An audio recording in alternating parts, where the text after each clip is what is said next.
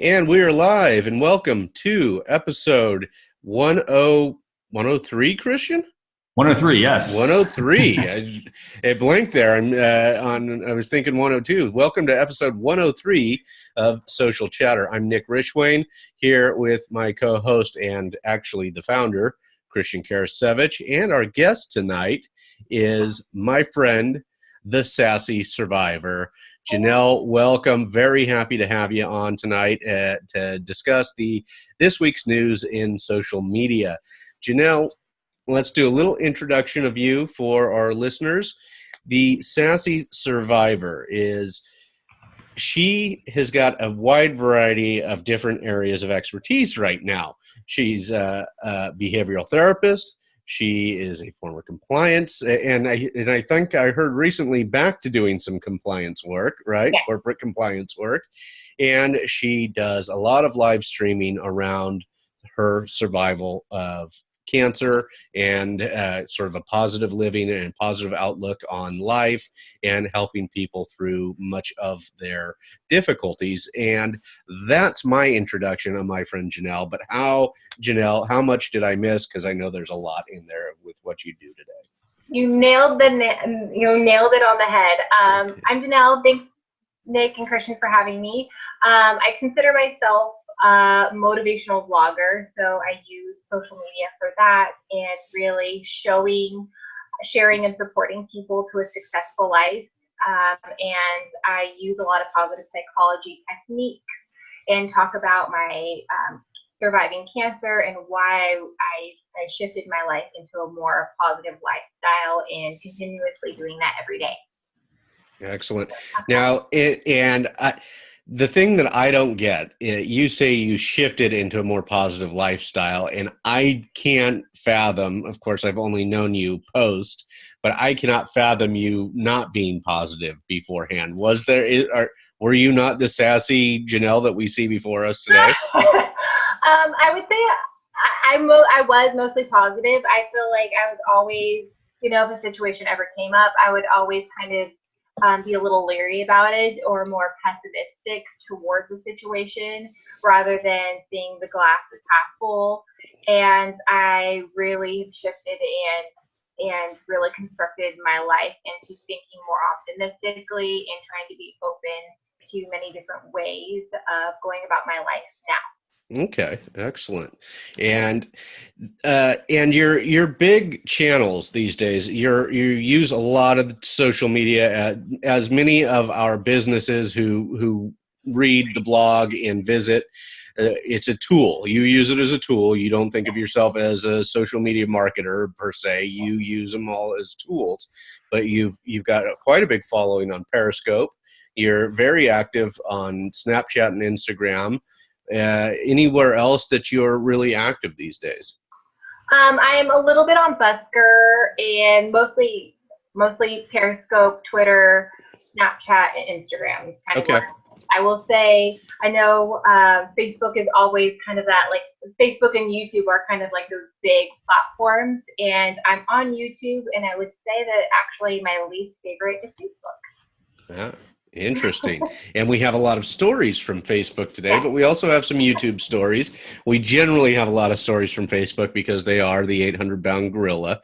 But it's funny. I think there are a lot of us who feel, I feel this way too. Facebook is one of the ones that it's more my least favorite just because, and part of that is because of so much that is going on there now. It's overwhelming. It's not a very streamlined experience any longer. Christian and we lost Janelle for a second. She'll be right back. I'm back. She's back. Sorry about that. That's okay. Is that a Logitech camera you're using? Yep. Yep. All right. So, Christian, should we jump right into our stories tonight? We did want to add one thing, that we are the longest running social media news talk show. 103 episodes now. That's over 2 years, Christian, or almost exactly 2 years. Mm-hmm. So we started out, I think we were over on Blab, right when they just started, and went through a couple of co-hosts along the way. Easy does it. You haven't gone through the second co-host yet, so let's not say you've gone through. We had a couple of fill-ins, yeah. But I mean, it was, I will say this. I mean, it's been one of those things that, it evolves, kind of like, and I like, by the way, what you said earlier about Janelle, how like, you don't see yourself as a social media marketer per se, you're using the platforms. And I think that, as a business, that's the thing you have to look at. Like, it doesn't matter what your cause is. Your cause can adapt depending on what the social media channel is that you're using for your business. In Janelle's case, like you said, you use a lot of Periscope, not so much, Facebook, for instance. But, really that's the same thing. Like, as a business, you need to pick the network that's going to work best for you. Test it out and see, how do I like shape this, my business into, fit it into this network. So let's get to the topic. You got it. Let's do it. So our first topic for tonight is, and if you can post this in the chat for folks as they come on in this evening. Yeah. The first item we have is you can now use video to help your event stand out. So this is on your scheduling event on Facebook. And it used to be that we could just schedule an event and we could have a banner or a logo there, banner logo. And now you can use a video. So it's a little bit more interactive when you schedule an event. It doesn't just have to be a still image. You can have video. And Christian, as this is just a clip from, it looks like a clip from your screenshot from you. Did you find out the specifics on the video, length of video that they'll allow you to upload? I have not yet, but what I want to say about this is with the video, I think that this is going to be like, if I'm at an event, this is going to be a fantastic tool for you, because I'm not just going to like put up a still image. Like, still images look great, but the video I think will really help sell your event. And, and I think like you'll probably be able to, again, if you're looking resolution 1920 by 1080, that's typical video standards. And then, what you want to do is again, if it's going in an event, you don't want the whole event to go in there. You don't want, a 10-minute video in there. You want to put, a couple of minutes, like a sizzle reel. Right. With your iPhone, you can create it with your laptop. So yeah, I think it's a good idea because I never, do you ever see events come through your actual news feed? I do not. I don't get them very often. I mainly see them on mobile. Okay. I don't, and I don't spend a heck of a lot of time on the mobile app for Facebook anymore. So that's interesting that it's more visible on mobile. Anyway, I think that's a great way to go ahead and make your event a little bit more enticing. Janelle, what are your thoughts on this? Is this something you might use in your motivational daily posts if you were to start using Facebook? Yes, I would say definitely, because I actually use Facebook more probably personally to see, what's going on in the Bay Area for interacting and going to different events on the weekends. With friends for personal reasons. I think when I look at event pages, they are not usually motivating to go to. I will rarely see photos of what the event is going to be or previous events that company or that person has put together. And I think a really short, like Christian said, a shorter video would capture a person's attention to want to attend that event. I think you're right. I think the sizzle reel is a great idea that Christian shared, and you're right. Oftentimes, what I see is I'll get the notification of a page that I'm following that they've got an event coming, but it's with all these other notifications. I'm like swipe, delete, and maybe. It has to be something a little bit more enticing before when I click on it. And if I click on that event and there's something more that shows, if it's a local event, our Buddhist temple holds events in our Greek Orthodox Church holds really cool events in town. Both of them hold events throughout the year. And if they had maybe some video of previous events, showing people having fun, a sort of a sizzle reel of that, that could be really enticing, because sometimes I'll see them pop up and I'll think I want to go to that, but then I go ahead and hide it because I'm cleaning out my list of things that are showing up. But if it comes back around and I was able to click on it and go and see some really cool, events that they were having from the last year's celebration, then that could really kind of, oh, you know what, this does look fun, and I did miss out when I didn't make it last year, so it could really sell me more on the event. And by the way, Nick, in addition to being able to add video, Facebook also has the ability for you to add camera effects for Facebook events as well. And this is actually something we actually have one. We're going to have it published for everybody next week to test out. But this is also like, there are things that you can add to your event to really make your event, stand out a lot more. So keep an eye out for that next week. Excellent. So I'm just inviting a few people into the show. And so the next item we have, and this comes from just this week, and it's also a Facebook story, blocking ads from pages that repeatedly share false news. So we've been seeing a lot of reports from Facebook in the last year, Christian, or in the last 9 months, about them taking steps to kind of eliminate fake news or improve journalism, things like that. So, and they even mentioned that over the past year, we've been taking several steps. We've taken several steps to reduce false news and hoaxes on Facebook. Currently, we do not allow advertisers to run ads that link to stories that have been marked false by third-party fact-checking organizations. Now we're taking an additional step. If pages repeatedly share stories marked as false by those third-party fact-checkers, these repeat offenders will no longer be allowed to advertise on Facebook. This update will help to reduce the distribution of false news, which will keep pages that spread false news from making money. We found instances of pages using Facebook ads to build their audiences in order to distribute false news more broadly. Now, if a page repeatedly shares stories that have been marked as false by the third-party fact-checkers, they will no longer be able to buy ads. They do say if pages stop sharing this false news, they may be eligible to start running ads again in the future. So we know that Facebook has just become an ad platform, and this is, I think this is a step in the right direction to try and keep crap out, essentially. I think it's a step in the right direction. Janelle, what are your thoughts? I personally think that most people would assume that a lot of this is fake news, and it's being shared because it's already swayed to the person's liking, so they're sharing it, even if it isn't necessarily news. It might be touching on news slightly, and that's how the conversation starts. That's how people start kind of getting riled up with conversations on Facebook.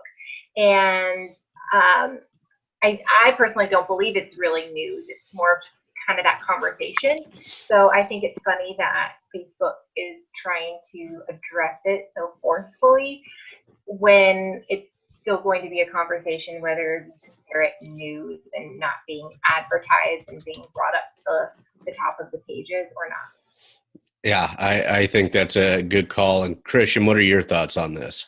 I have to say, this is a pretty bold move by Facebook. Again, a lot of their dollars come from advertising. And so the fact that they're going to potentially penalize a Facebook page that's kind of running afoul of sharing or helping spread fake news is, I'm wondering if how many people it's going to actually cause them to lose. But I will say, I think this is a fantastic step in the right direction. And I say this because, one, if you're a business, like, it's harder nowadays. Like, if you publish a post, you're going to get some reach on it. Great. But you're not going to get the reach that you want typically. You're going to get, some people that are going to view it. But then if you want to really go outside and do some awesome targeting with it, using custom audiences and whatnot, you need to be using Facebook ads. And it doesn't have to be a lot of money, just putting in a little bit here and there with your ads. So because they are going to be doing this, I think that, if you're a business, you really need to be very careful about what you're sharing, so that you aren't running afoul of this, because I realize they said they may open an account, but I do want to say this, having done some work, having actually done a lot of work on Facebook, even though they say they may reinstate it. So for example, if you're a business and you happen to have your account blocked for running Facebook ads for any other reason, typically they do not reinstate you. Yeah. They have a pretty hard and fast rule with that. So in this case, they say they may do it. I mean, they probably might review it, but it is going to be harder for you to get back over that line and be in their good graces. So I would say as a business, I mean, if you're, like for example, if you're a retail business, you're any sort of like service-based business, only like just be careful about what you're sharing. I mean, read the article. Is it a trusted source, or does it look like, a website that somebody threw together? Right. Make sure you read that. Don't believe everything that your friends tell you. That's right. And this seems to be that these are news pieces that they're actually promoting, they're boosting. And so, maybe think of who the more respectable mediums are. But I do have some concerns about this as far as is it going to limit opinions? I do have some real concerns that this is like what we would consider a prior restraint or a prior constraint on free speech. And that bothers me. I don't know who these third-party fact checkers are.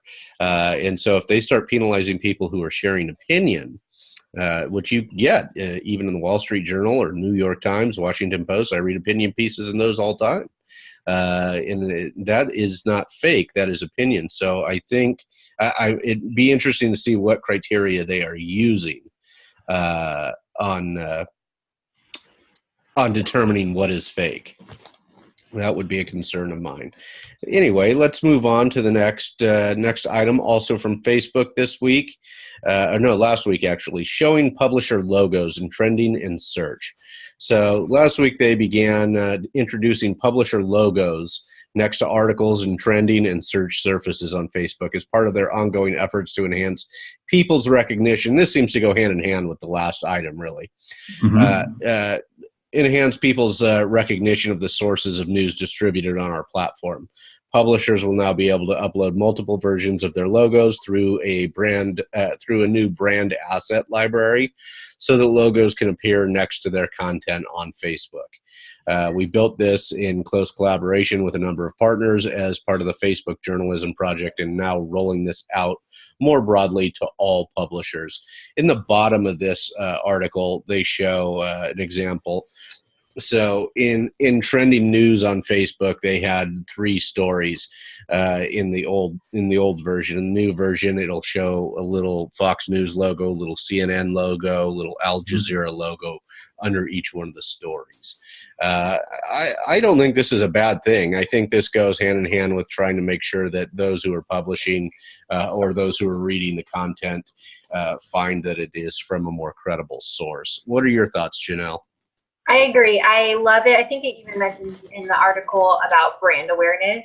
And going back, like you said, to the last point is you'll be able to instantly determine if it's fake news or an article that you potentially want to read. And that's something additional to that piece. I think it will also add a certain visual element to searching and looking at Facebook, because I think, at least in my opinion, that's what Facebook really lacks, is that visual simulation that a lot of the newer fun apps have. It's visually pleasing for people to want to use. And I think if Facebook can get on that a little bit more and start amping that up, it would capture more people to want to use it. Christian, what are your thoughts? I agree, but there is something in that I want to come back to as far as the visual pleasing aspect. Christian, what are your thoughts on this? I think overall, like I like that. I'm very, very, very interested in the branding aspect of this, and the reason being is, if I'm a business, like and kind of like what Janelle said here, I mean, Facebook, if you go to the newsfeed, it's very sterile. You go there and, there's not a whole lot to really kind of capture your attention. Having the ability to have your publisher logo up there, it helps just add to your business. I mean, if you're sharing content, people because here's the thing. One of the biggest things with people, creating blog posts and sharing content is a lot of their imagery looks the same. It's stock photos. It's kind of boring, in some cases. Like people don't spend a lot of time on putting good quality images, and visuals with their content. And so therefore, by having the ability to have your logo stand out, people start to recognize, they start to not just see like, hey, here's my picture that I shared with my article, but here's the logo that it came from. And that starts to really stand out, I think, and helps your content be a little bit more different. I think. Yeah. I do think that this will be great for publishers. I think there may be, for those smaller publications, I'm not sure that they'll get a lot of value out of it. I'm wondering if that, will they be pushed down by those who are massive, such as your Fox, your CNN, and your Al Jazeera? Will the fledgling business have a chance of surviving as a publisher here? The other thing that now you guys seem to be in agreement on this, but I'm wondering, Facebook. Now again, I'm thinking from desktop because I'm always working in front of the desktop. But I'm wondering, is there too much going on, and is this just one more item that's distracting me? Because it's Facebook, much like LinkedIn was for a long time, Facebook has become really busy. And is this just going to be one more visual distraction on the page? Or what are your thoughts on that? And Janelle first.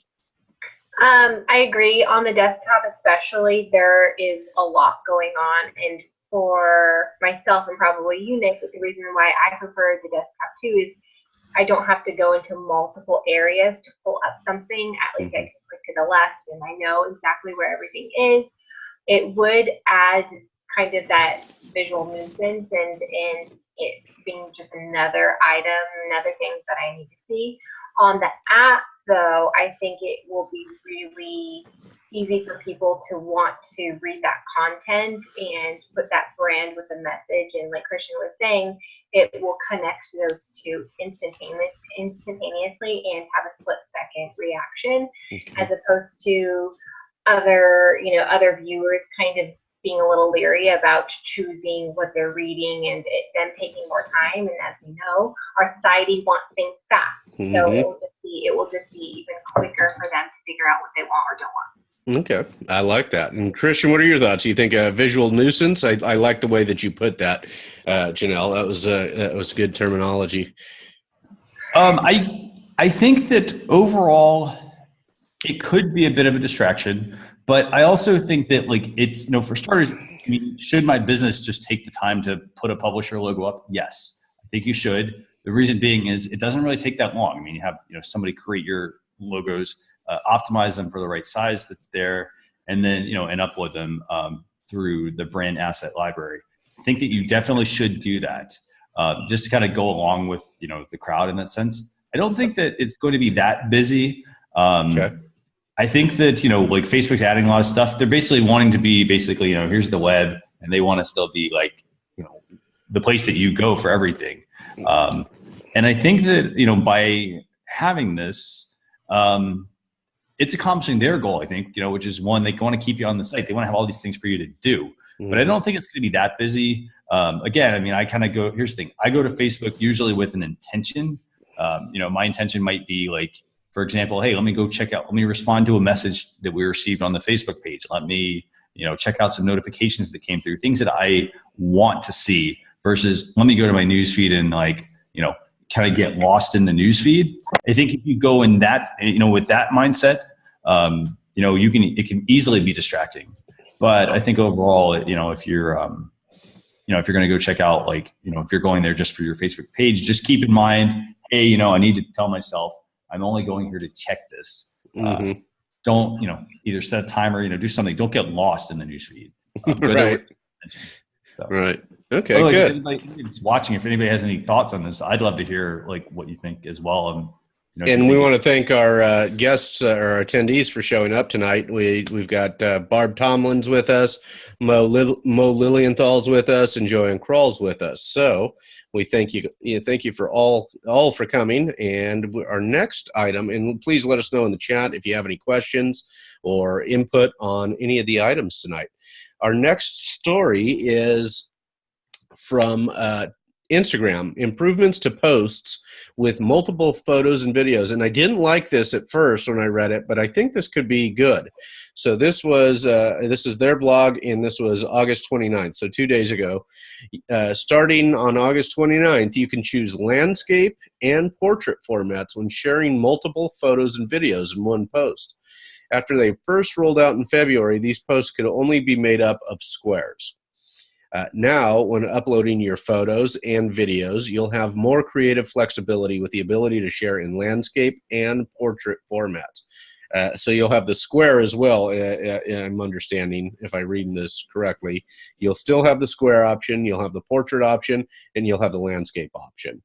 To keep the experience smooth and consistent, however, all photos and videos in that particular post must be shared in the same format. So if you start with the portrait format, and you're doing multiple photos in that post, then they'll all have to be in the portrait format, landscape or square.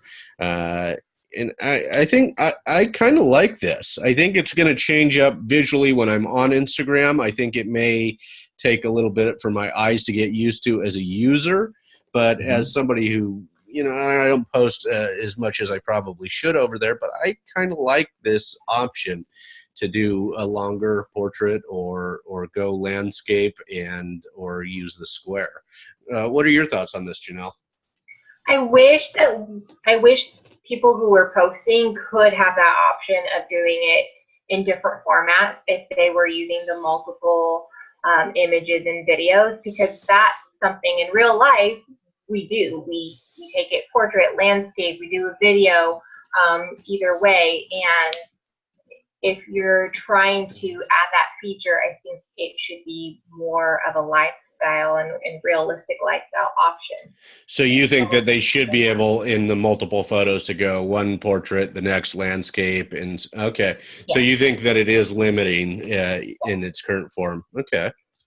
Christian, what are your thoughts? So overall, I think that I like the fact that we have options now. We're not tied to just sharing square content. But I do agree with Janelle here, and the fact that I was really excited about this, and then I read that one line that said you're kind of stuck. If you use portrait, you have to use all portrait. If you use landscape, you have to use all landscape. It's just giving us another option. I think though that here's the thing, and this ties into the next story. I think, and it's the fact that Facebook wants to get things right and start to give you more options and use things. Like, for example, I notice on Facebook, if I share, things and I shoot in vertical, for instance, it blurs the background around me. Here's the thing, that same technology, because Facebook owns Instagram, could potentially be applied to Instagram, to take your, people who shoot vertical, make them portrait and whatnot. Right. So I really wish that they would have given you the option to kind of switch between all of them. But again, here's the thing. At least we're getting updates on this. As a business, I now have different options. I don't have to do just square video or just portrait or just like landscape. I can choose between the one that fits, really kind of the story that I'm telling on Instagram. Right. Yeah, I think it's good, and I think it's a step in the right direction. I think it will take a little bit of time for the eyes to adjust, and so I personally am not. You guys are, I think, on, and I'm usually the one who's going to think something different on this, because I like that consistency of, if you're going to shoot in portrait, and then you gotta go that way. I don't think it's realistic. I agree with Janelle on that. It's not real life how you shoot. Sometimes you're going to shoot it this way, sometimes this way. So I don't think it's realistic. But from a user perspective, I think for my eyes, to relate to what they want to share, I think it will be more aesthetically pleasing this way than if it was square, portrait, landscape in a variety of them. I want to add one question to this before we get into the next story. Are you guys, are either of you big on flipping through when you get to somebody's post that has multiple, or are you still stuck on, I just want to see the one and move on? Do you spend? Yeah, please, either of you. I'll take this one first. I guess I would say I typically don't really notice that people do multiple photos or multiple videos at once. That I think is I think once I see it, I'm like, hey, that actually could be like, I want to check out what else they have here. I kind of, sometimes when I read a post, I kind of expect for somebody to have multiple photos and videos for certain types of posts. And then sometimes, and typically then they don't. But, I think that like it kind of gets lost in my opinion that, that it's there. Yeah. And Janelle, what do you think? Exactly that is that I don't think most people understand that, because it's such a small little icon to show that there are multiple pictures or pictures and videos, that they don't see that. And I played around with that feature when it first came out, and most people did not interact with the multiple pictures. They made a comment about the first picture. And of course, when you're putting together even like a little story on the multiple photos and images, you want that first image to really stand out. So in a way, you're making a story and content based on that one video or image and hoping that people will flip through it. I think it's something that people still aren't familiar with, and it's a little frustrating. Yeah, I mean, I rarely notice it, and in fact, today I did swipe to the right to see on somebody when I noticed the little icon there that there's more than one photo. But even then, when I swiped, I was like, okay, well, I didn't get much more out of that. So it was like, all right, if you're a business, I think you really need to use those to tell a story somehow. I could see, where I could see this being big is for what pops in my mind is if you're a nonprofit for, say, animal rescue, and you could show, the pup in this stage, this stage, this stage, and this stage, as like would sell me. But again, it's very rare that I'm swiping to the right to see the remainder of the photos. So I'm glad I asked that. And I think we can, because I wanted to see what other people's kind of user habits were. By the way, Nick, there's also I want to mention one other thing real quick. Also buried in this article at the bottom, Instagram, they actually have a couple additional improvements, not just to the multiple photos, but they also now added the ability to edit tag people. So after you've posted something and tagged somebody and you realize, hey, I tagged the wrong person, you can go back and update that. And then on iOS, you can save your posts as drafts if you're not ready to share them yet either. So kind of playing off what you said there, if you want to share kind of the stages of something, you might have to dig through a digital archive. In this case, you could add the photo, be building out your story as you're going along. Okay. I like that. Okay, so our next story is also an Instagram story. This comes from TechCrunch, and did this come out today, Christian? It literally just came out. Yeah. Okay. So this Instagram stories are coming to the web. So Instagram stories, the Snapchat clone, now used by more people than Snapchat itself, is coming to the web. Initially, the feature will allow desktop and mobile web users to view stories posted by their friends and others they follow. But in the months ahead, and this is a terribly written article, I'm going to add that right now. But in the months ahead, there are several just mistakes here as far as I'm getting.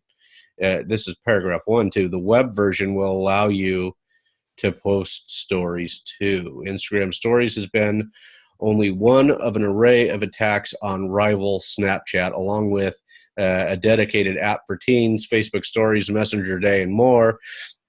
but it's the one that stuck. Today, the feature alone is used by over 250 million Instagram users. While Snapchat reports it has grown its total user base to about 173 million users. Though there's been some backlash about the stories format showing up everywhere these days, from Facebook to Skype, and even on dating apps, Instagram makes more sense. The photo-based social network is already about using visual communication. And with stories, Instagram has efficiently copied some of Snapchat's best party tricks, including the filters, face filters, sticker packs, ephemeral messaging, and more. As in the mobile app, Instagram stories will appear at the top of the page when viewed on the web. You can click into a new story view, then tap on the small arrow icons to advance or go back. The move to bring stories to the web may seem relatively minor, but it broadens access to the feature, including in developing markets. Over 80% of Instagram's base is outside the U.S., the company notes. And this expanded reach in turn impacts Instagram's bottom line. So I'm trying to get an idea of where this will show up where the stories will show up in mobile. So actually, is Nick, it just on the Instagram? Is it on the Instagram desktop? So it's actually Instagram.com. Well, so it's Instagram.com, and that's interesting you mentioned that, because it's actually the mobile web. So it's like if you're in your mobile browser, okay, that you're going to have the ability to do this. It's a little misleading, actually, if you kind of look at it. But if you actually check out the chat, I actually dropped another link here for Instagram's official announcement on this. So there's some actual additional screenshots of how it would work. But it's the mobile web, and the great thing is it's actually rolling out today. Okay, fantastic. So go to Instagram.com on your mobile device. At the top of your feed, you can tap to watch them, to skip or go back to a story, basically. So you'll at least have mobile web access. They're still keeping it tied to mobile. Okay, I got it. This is something I can say I'll never use. Janelle, what are your thoughts? I think it's misleading. I wish that Facebook, Instagram would update the just website more to have it a little bit more based on the app and user friendly. I know sometimes I'll try to use them interchangeably, like searching for something specifically on my desktop and trying to use the app at the same time. And rather than toggling back and forth on my phone, it's just so much easier to potentially use it on my laptop. Mm-hmm. And I wish things would populate faster. I wish I could look up tags quicker and hashtags. Just those little things I wish they would focus more on, as opposed to doing this. Yeah, this is not resonating with me at all. Christian, what are your thoughts?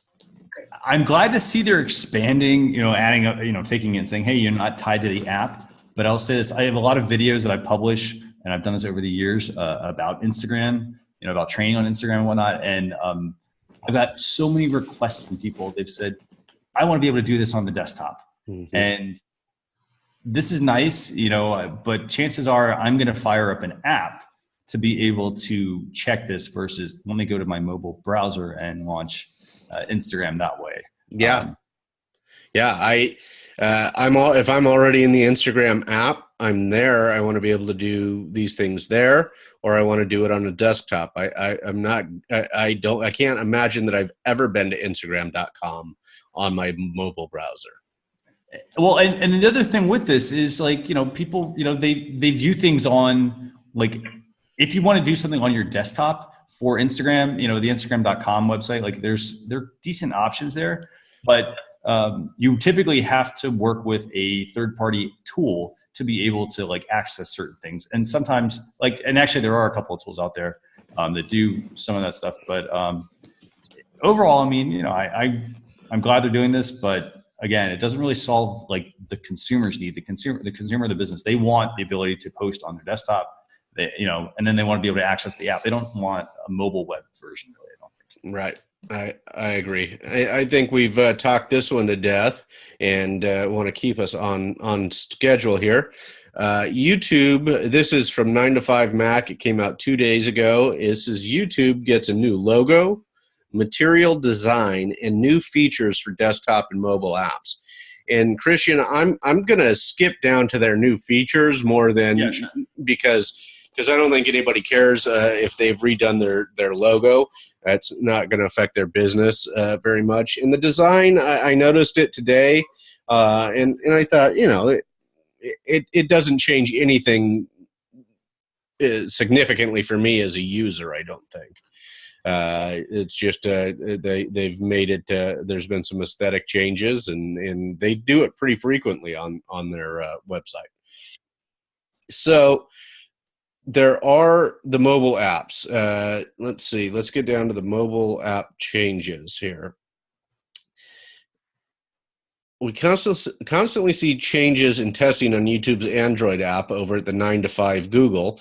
And today, a lot of features that have quietly been making their debut are finally official. That includes features like tap to skip, speed controls, and the app's new ability to shape the video player to fit the content on the screen. If you come across a video shot in vertical orientation, YouTube will now shape the player so that the video takes up more of your phone's screen rather than placing black bars around the video. This author says no one should take this as a reason to shoot vertical videos, though, which I think is funny because I think this will actually make people shoot more vertical videos. The YouTube app will also be updated to remove the red accents in exchange for white, something we again saw in testing a while back, at least on Android. The new YouTube logo will also be added to the app. These will, I think, what I got out of this, other than designs to the website, I think in the app, the ability to tap to skip either backwards or forwards, so kind of like your fast forward essentially, or your speed controls. And the ability to shape the video to fit the content on the screen. So if it was shot in portrait, or if you're looking at it in portrait form or vertical form, it will fill the entire screen that way. The same if you rotate to landscape. Janelle, what are your thoughts on these updates? I absolutely love all these updates. I read an article before this article yesterday when I started noticing all the updates. I think it's really interesting just because I came from Periscope World, how they had the scrubber feature about a year ago. Now that YouTube is getting, I'm sure they started noticing what other companies were doing with their live streaming and different videos. They started to implement some of these features onto YouTube and probably YouTube Live as well. I haven't played around with YouTube Live yet. But I love that idea that now it's so ingrained in many people that use video to tap and to scrub through, making it really accessible will be really nice. I think the square and landscape videos will, portrait videos will be more prevalent now in YouTube, because when you're using the app, most people are using it vertical. They're not really using it horizontal. So I think you're right, Nick, that more people will start shooting that way. And if there's a format, if it's not hard to format on YouTube, why not? Mm-hmm. Christian, what are your thoughts? I think a lot of these updates, by the way, sorry, I dropped out there. I think a lot of the updates are very mobile specific. And I'm glad that they're adding a lot of these because it's going to make using somebody's channel, like for instance, it's going to make it easier for you to manage your channel as a business a lot easier on your mobile device, just by adding some of this functionality, but also on the desktop. I will say, I was doing some updating yesterday on YouTube, and I had to look for certain things because, certain things kind of got moved a little bit. Like I was used to clicking on the, channel at the top to be able to switch to different channels. There's now a different menu for that. But I think overall, these are really good updates. It really brings YouTube up to date. And the other thing I also like is, and a lot of people might not like this, but there's a dark theme to things. And a lot of times what a lot of apps are doing is they're actually building in some of this, artificial intelligence basically to say, hey, you know what? If you're viewing this on, during the day, we want to change the color scheme so that it's easier on your eyes. I like that a lot of apps are starting to get into automatically do this for you so that it is improving the viewing experience for people. You know, so it's not you watching your videos, but someone else watching your videos. It's giving them a better experience. So I like these updates. They've kind of been a long time coming, actually. Yeah, I think so too. And I think to your point, Janelle, I think it's really interesting that this author said nobody should do the vertical video. You know, that's their opinion. But in reality, when you see the millennial generation or the younger generation, they're always looking at things this way. They're not turning it this way, and they're using Snapchat and Instagram, right? That's the data that we have. So YouTube is saying, you know, regardless of how you're going to record, we want you on our platform. So we better make it more towards the type of video that people are interested in watching. If the kids are watching on if the teenagers and kids are watching on Snapchat or on Instagram, and most people are in vertical there, we need to have that option. And let's see, our last story for the night before Christian gives us some tools is Google brings 6-second video previews to mobile search. And this came out, this is almost 2 weeks old. And guess, Christian, I don't have this yet, or at least I haven't seen, if I have it, I'm not seeing the 6-second video. And I checked this before we started tonight. Google announced a major update to its mobile search results page today. This was, again, on August 18th. Whenever your query, and this comes from TechCrunch, whenever your query brings up a video, Google will now show you a silent 6-second clip to help you decide if it's actually a video you want to see. This will work for the vast majority of videos on the web today, including but not limited to YouTube. Indeed, as Emily, as Google's director of product management for this project told me, any video on the web is eligible for inclusion, though Google may not have a preview for some of the newest videos available yet because it takes the servers a bit of time to build the previews. So are these going to autoplay for you, or do I still have to click the play button? Because they are going to autoplay, actually. Okay, so then I don't have them, or at least I have not seen anything autoplay in any of the searches I did before we started tonight. I actually don't have it yet either, but what I want to share with you, actually, I'm going to drop this in the chat here. Drop a couple of things, actually. One is a link to the article, but two, here's an example of the 6-second. You know, and it's actually interesting. You might even miss this in the article. Let me see if that worked. Was this the Vine-like preview? Yes, actually. So if you, there should be a second link here. Let me try it again. For some reason, it copied the whole article. And Nets is visiting us from Singapore tonight, and she says she thinks if you mouse over it, it shows a small snippet of the video. So I didn't do that, Nets, and so I think I'll try that after the show and see if it comes up for me. But I was understanding that it was going to autoplay some portion of this. So it's on mobile, actually. So it's a mobile. Well, in this case, it's the mobile search. I actually did a search of that 2017 #1 NBA draft pick that they put in their example here, and I don't get autoplay video right now. But again, you also have to look at it like this. They do say that it's something that they have to index. So it might take some time to have this actually like show up for you. Okay. All right. Let's see. So, what are your thoughts on this, Janelle? I really like it. I think I believe the article stated. What is cheese? Where does it go? I believe the article stated too that it would be the greatest highlight, and I love that feature because then that will be easier for someone to consume the information or click away from it. I agree. I think that's great. And so I just tested it, and that's what came up in the background while Janelle was trying to talk. If I tap on the video, I don't get the 6-second preview. It's opening the video for me. So I don't have this ability yet.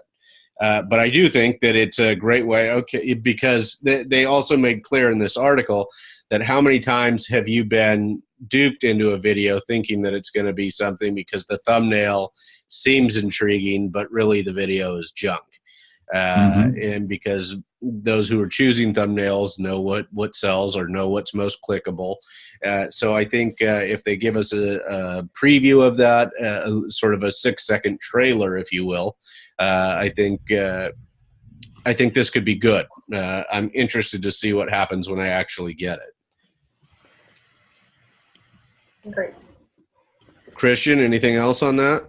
So I really, really, really like the fact that they're rolling this out. And here's the thing, I kind of want to play off that last thing you said, which is a lot of times people are very good at manipulating their video content. You know, they put a fantastic, it's not hard, for instance, to create a fantastic looking video thumbnail, that looks great. And then you click on the video and you're like, what the heck? I had to, it's all like, it's 15 minutes long. It's a whole bunch of like that.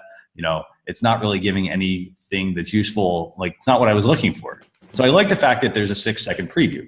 Now, I think as a business, this, again, my strategy for YouTube would basically be this: create good content. Don't, know that the opening 6 seconds, maybe they don't need to be an intro or something. Maybe it needs to be like, I kind of get to the point. But I think, having this will improve, I think it'll improve the quality of the content, because now people have the ability to preview it. And if your video, if the first 6 seconds don't really show what they want, people will like easily go to the next one, and they don't have to actually click to your video, and then you get a view and then they go back. Right. So right. Really excited. Excellent. All right. And that wraps up our topics for tonight. Christian, would you give us a couple of tools? So I have a couple of tools for everybody tonight, and I'm going to pull these up. I'm going to do a little screen sharing, if that's good, Nick. Yeah. Okay, so let me get both of these pulled up real quick for everybody, and we will kind of run through what they are. By the way, if you have any questions about anything that's going on here, just definitely let us know. I also want to mention we also have a Facebook group. If you want to join there, you can also ask some questions. Just go to the facebook.com/social chefs page. At the bottom, there's a community section. There's a Facebook group there that you can join. Free to join. It's all about helping people. So feel free to check that out. Okay, so let's get those tools pulled up. So first one that I want to share with you is called Gain.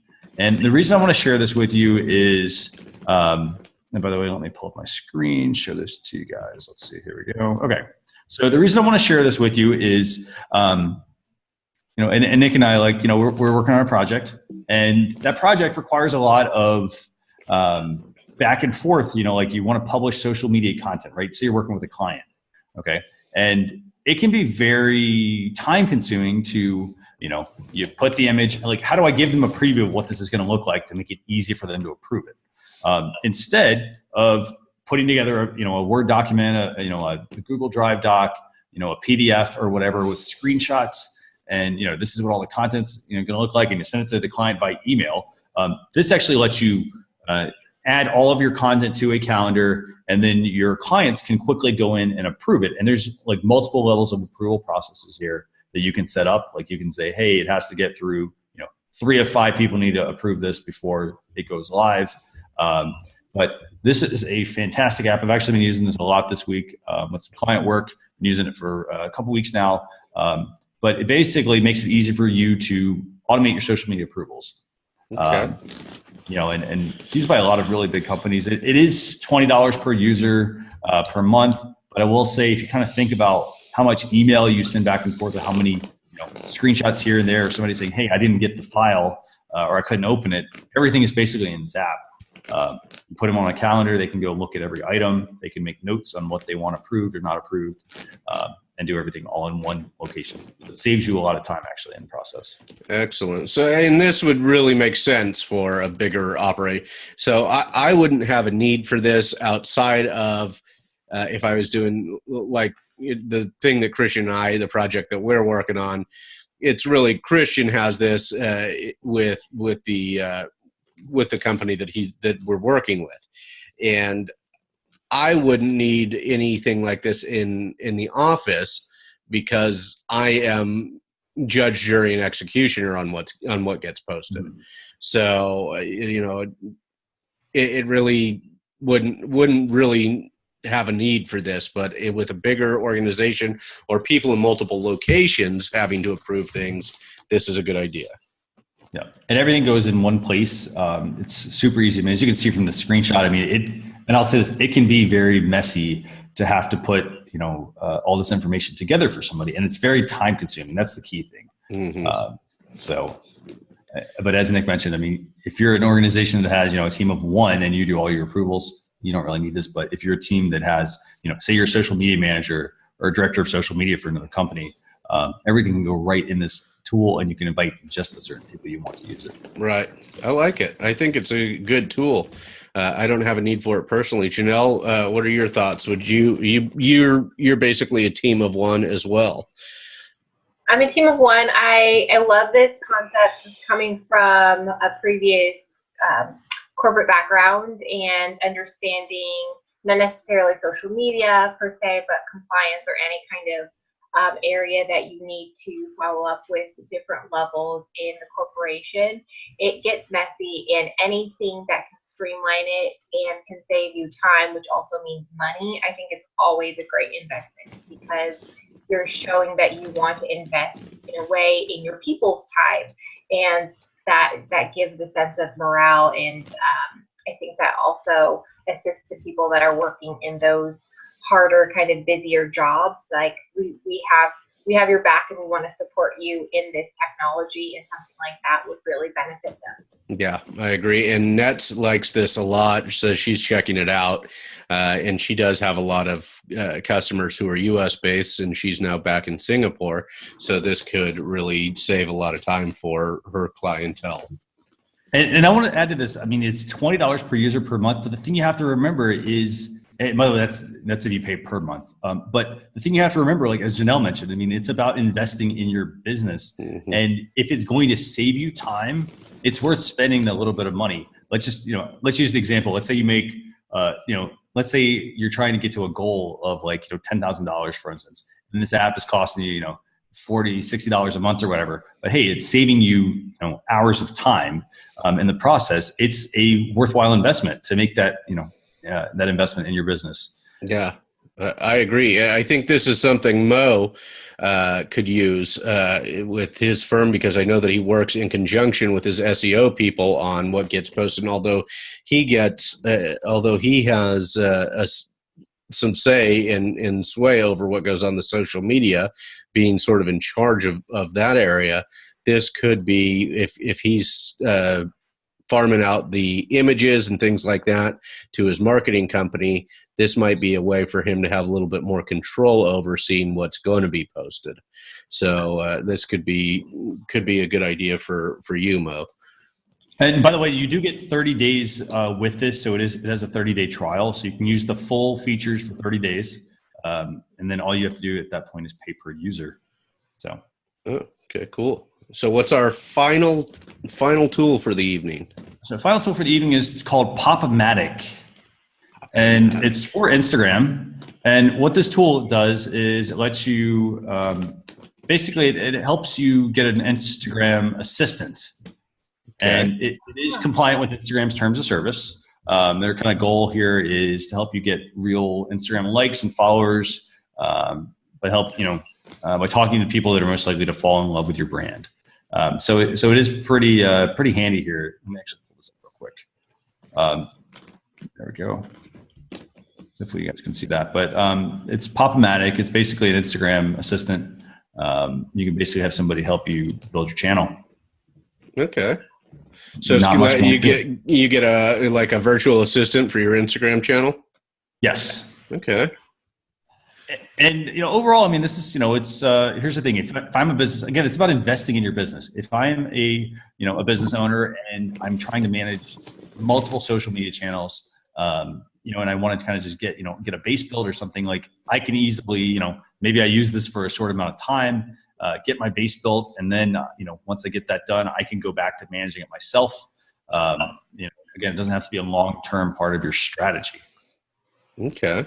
Yeah, I like this. This is and this could be good for like we have not implemented Instagram into experts.com because I don't think that we have the images that are necessary, but we may start doing it with the more video options that they have now. I may start doing some clips on that, little 1-minute clips on related to the news of the day, some case that's interesting case that's going on or something like that. But for imagery, we had never used it, but this may be something, this may change that. This, especially if I can get somebody who can help make it a little bit cleaner and make it more inviting. Because as I tell Christian all the time, I don't have the aesthetic eye. It's that wave bye to me when I was trying to draw at 4 years old, and then the artistic ability never grew from 4 years old till today. So I don't have that aesthetic eye. If I can find somebody like this who's better with that, it would probably make me more apt to use it for the company. What are your thoughts, Janelle? I'm back and forth in this feeling. I completely understand why someone would want to go with Popamatic, especially if their company is to that Instagram customer. I also, just from understanding what hiring a social media marketing strategist would do, they could assist with more platforms than just Instagram. They could probably dabble with Facebook, Twitter, Snap, any of the other platforms. So going back to investing, I feel like it would almost be more of an investment to hire one specific person that can do multiple things, that could touch base with every day, periodically, whatever, to help manage multiple accounts. Rather than just one specific account. Yeah. I think and you do have to look at this also from I would say this, like, you have to look at it from from a business standpoint. Like if you hire a social media manager, typically they're going to charge a fair amount of money to manage multiple channels. It can run thousands and thousands and thousands of dollars per month. So, it really comes down to like, hey, if I'm just wanting to get Instagram going, maybe I use this temporarily and then hire that person, bring them on. But again, it's, they do give you, by the way, you get a 7-day trial with this, no credit card. It's $40 a month afterwards. I don't know, I don't have any social media manager you can hire for $40 a month to give you, help you build your channel, and also to give you a monthly report. I mean, most will not give you that. Right. Yeah. And that's it for tonight, folks. Janelle, thank you so much for being here with us tonight. And Janelle, tell our listeners and our replay viewers where they can find you. You can find me pretty much, if you just go to thesassysurvivor.com, spelled correctly, thesassysurvivor.com, you'll see all my social media links there. I'm mostly on Periscope or Twitter, and Snapchat, and a little bit of Instagram, at the Sassy Survivor without an O. So it sounds like the Sassy Survivor. But if you just go on thesassysurvivor.com, you'll find all my links there. Excellent. Thanks so much, Janelle. It was a pleasure to have you. Christian, any last comments before we check out? I just want to say thanks a lot for being our guest this week, Janelle. We really appreciate it. And I want to give everybody just a quick update on next week's show. Next week, we're going to have Adam Leidecker on. He's previously with Auto Radio, so he's going to be our guest next week. We'll be at 10 o'clock p.m. Eastern Standard Time. And if you have any questions, connect with us. We're at Social Chefs on all of our social media channels. So with that, thanks a lot, and have a great weekend, everyone. Thank you. Bye. Good night, all.